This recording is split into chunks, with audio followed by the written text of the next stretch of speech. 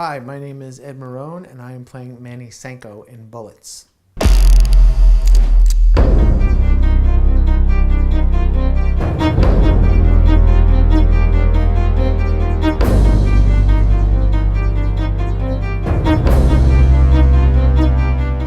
Manny Sanco is a member of the Sanco crime family. He's the youngest brother.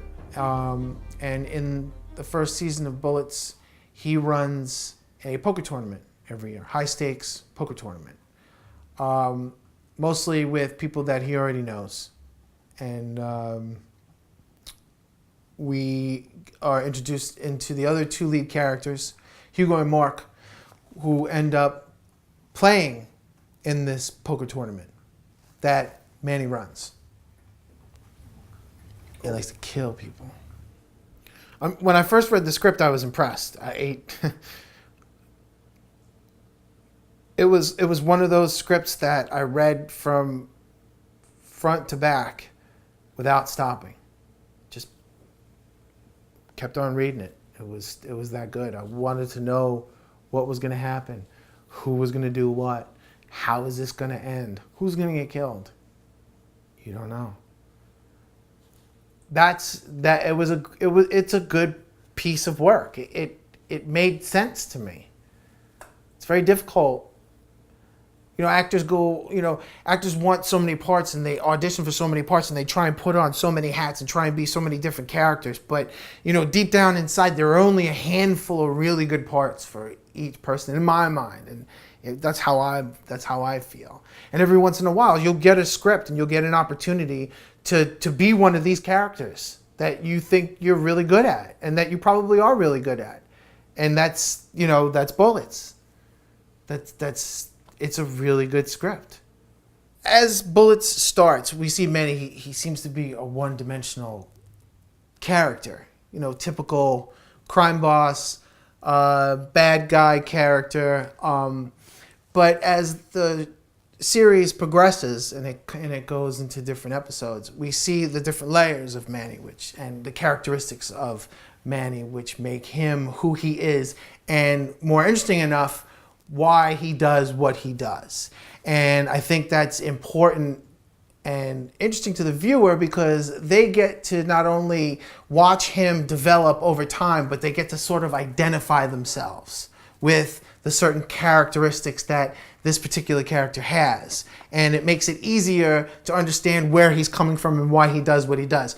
Regardless of whether or not it's illegal, they can kind of understand. And I think that's very interesting and of what makes a really good character. I don't care if somebody's shooting with a camcorder. If the script's great, I want to work with it. It's very rare that you find a really good project that has a great script where you could just go line for line and it's perfect. Most of the times you'll get a script and you'll look through it and automatically in your mind you start thinking about, this word or this sentence or that sentence. But when a script has a great storyline, great characters, something that you can identify yourself with, that's exactly what I look for. It's the first thing that I look for. Let me read the script. Being satisfied with doing as much work as you possibly can before you actually step on set or on stage to do your role. To me, that's extremely challenging. For me, there's not enough time, never enough time. I'm always questioning whether or not I have enough information. You always want to do the best job that you possibly can. You always want to draw people in. That's your goal. Tell a story. Draw people in. Make them believe what they're watching. And there's nothing more in the world that I want more than to be able to do that every single day and get paid to do it.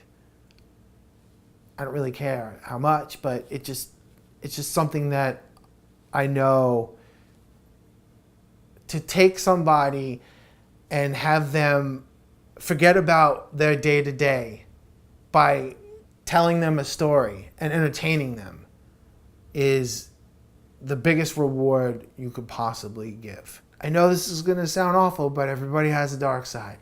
Everybody has that side of them, and they just don't cross that line. They have that anger and that feeling inside. And a lot of Manny is a lot of frustration and a lot of anger and the sense of control he needs to control. This is his thing. Don't take it away from him. And a lot of, I have to draw from those feelings and try and get some of that from my personal life and put that into Manny. My process is absorb as much as possible. Do as much work as you possibly can.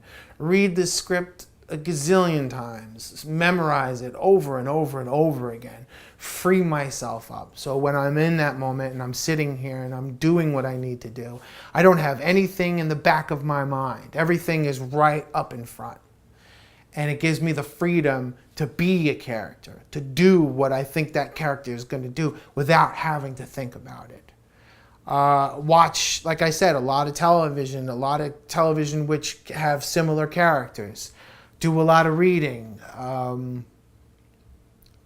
But I think the most important thing in preparation is just absorbing so much information from the script that when the time comes, the script's not there anymore. It's all character.